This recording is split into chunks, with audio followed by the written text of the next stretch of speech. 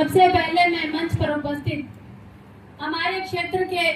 विधायक इंजीनियर धर्मपाल जी उनको नमस्कार करती हूँ। साथ ही हमारे मंच पर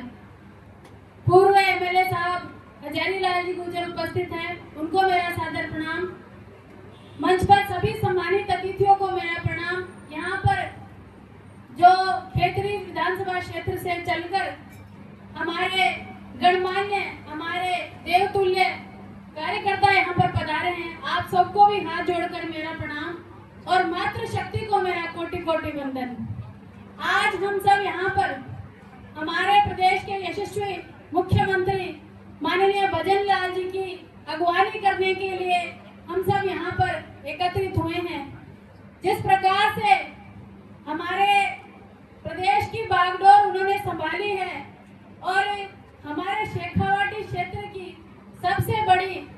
जल की पानी की जो समस्या है उसका निराकरण करने के लिए वो यहाँ पर अपने पूरे माननीय अपने सद्भाव के साथ यहाँ आए हैं और जो पानी की मूल हमारी समस्या है उसको हल करने के लिए उन्होंने जो प्रयास किए हैं उनके लिए हम उनका धन्यवाद करते हैं। और जिस प्रकार से प्रदेश में भारतीय जनता पार्टी की सरकार यशस्वी माननीय प्रधानमंत्री नरेंद्र भाई मोदी की अगुवाई में और भजन लाल जी की अगुवाई में कार्य कर रही है वो निस्संदेह ही प्रशंसनीय है। जिस प्रकार से युवाओं के रोजगार के लिए निरंतर भर्ती की जो भर्ती परीक्षाओं का आयोजन सरकार कर रही है, महिलाओं के लिए निरंतर नई नई योजनाओं का जो आगाज भारतीय जनता पार्टी की सरकार कर रही है वो निस्संदेह ही प्रशंसनीय है। और मैं बात करूं हमारे विधानसभा क्षेत्र खेतड़ी की, हमारे माननीय विधायक जी ने अपने छोटे से कार्यकाल में अपने कार्य की जो अमिट छाप हम पर छोड़ी है, उन्होंने जिस प्रकार से विधानसभा में निरंतर हमारे हित, हमारे विकास के मुद्दों को आवाज प्रदान करके हमारे विकास का मार्ग प्रशस्त किया है, निस्संदेह ही वह प्रशंसनीय है। जिस प्रकार से हमारी विधानसभा में सड़कों का जाल बिछाया जा रहा है, आज से पहले ऐसा विकास, ऐसा सड़कों का जाल और इस प्रकार की गति हमें देखने में नहीं आई। और सड़कों का ही नहीं, जिस प्रकार से शिक्षा के क्षेत्र में आप देख लीजिए, हमारे खेतरी में जो बड़ा हॉस्पिटल बन रहा है उसके लिए देख लीजिए, चाहे आप गांव ढाणियों को जोड़ने वाली जो सड़कें हैं उनको देख लीजिए,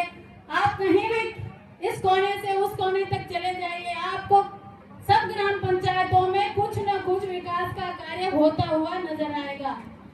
और मैं धन्यवाद करती हूँ क्योंकि हमारी माताओं बहनों की एक प्रमुख समस्या रहती है पानी की समस्या। सुबह उठते ही सबसे पहले पानी की समस्या मुंह बाए खड़े रहती है। उनके लिए उन्होंने अपने छोटे से कार्यकाल में 10 ट्यूबवेल पहले करवा दी थी और 25 ट्यूबवेल की अभी इन्होंने अपनी घोषणा की है। तो मैं समझती हूँ अगर एक ग्राम पंचायत में एक ट्यूबवेल का, मैं समझती हूँ इतना पर्याप्त नहीं है, लेकिन कुछ भी जितना भी प्रयास उनके द्वारा हो सकता है उतना करने का प्रयास हमारे जनसेवक हमारे लिए कर रहे हैं। और मैं धन्यवाद करती हूँ हमारे मुख्यमंत्री जी का और हमारे माननीय विधायक जी का कि उन्होंने माताओं बहनों की समस्याओं को प्रमुखता से लिया है और हमारे क्षेत्र में 5 नए आंगनबाड़ी केंद्रों की स्थापना की है। और मैं उन्हें धन्यवाद इस बात के लिए भी करती हूँ कि जिस प्रकार से हमारे क्षेत्र में आवागमन की सुविधाओं का अभाव था, हमारे आप सबको पता है कि रोडवेज बसों की तो हमारे यहाँ बहुत ही कमी है और हमारे क्षेत्र में जो रोडवेज बसों का और जो निजी क्षेत्रों की बसों का आवागमन उन्होंने सुनिश्चित किया है, मैं इस बात के लिए भी उनका धन्यवाद करती हूँ। और जो खेतड़ी में हमारे एक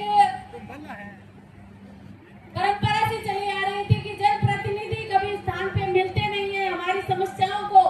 हल करने के लिए, हमारी बातों को सुनने के लिए कोई मिलता नहीं है। कोपर में, खेतड़ी नगर में जनसंवाद केंद्र की स्थापना करके कार्यकर्ताओं का आवागमन उन्होंने सुनिश्चित किया है और निरंतर संवाद की स्थिति उन्होंने रखी है। हमेशा जयपुर और खेतड़ी के बीच में ये जो दूरी थी, जिसके लिए आप सबको धन का और समय का व्यय करना पड़ता था,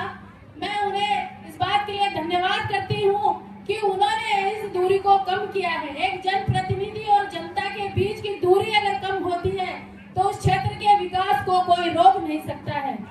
और इस बात के लिए आप सब धन्यवाद के पात्र हैं, क्योंकि निरंतर आपने जिस प्रकार से हमारे विधायक जी का साथ दिया है, जिस प्रकार से आपने उन्हें निरंतर मार्गदर्शन दिया है और एक संवाद कायम रखा है, इस बात के लिए खेतड़ी की देवतुल्य जनता आभार की पात्र है, साधुवाद की पात्र है।